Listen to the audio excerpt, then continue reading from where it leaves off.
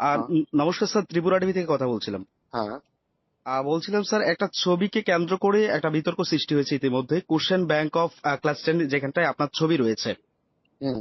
তো স্যার, বিষয়টা আসলে কি? মানে কেন বা এই ছবিতে দেওয়া, এটা কি কোনো রকম উপহার স্বরূপ কিনা বা কাউকে দিচ্ছেন কিনা এমনটা?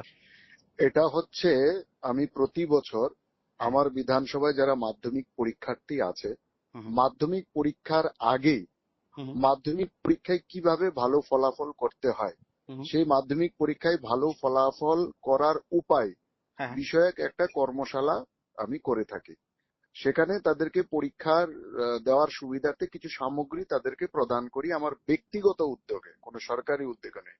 যেমন প্রথম বছর আমি তাদেরকে জ্যামিতি বক্স দিয়েছিলাম, হ্যাঁ, হ্যাঁ। দ্বিতীয় বছর আমি তাদেরকে ক্যালকুলেটর দিয়েছিলাম, এই বছর আমি তাদেরকে তাদের পরীক্ষার জন্য যে ক্লিপবোর্ড, একটা জলের বোতল, একটা স্কেল, কাঠ পেন্সিল ইত্যাদি সামগ্রীর পাশাপাশি তাদের যে কোশ্চেন ব্যাংক হয়, হ্যাঁ, হ্যাঁ। সেই কোশ্চেন ব্যাংকের এটা জেরক্স পেপার, শুধু উপরে কাভারটা ডিজাইন করা, এটা কোনো বই নয়, কোশ্চেন ব্যাংক।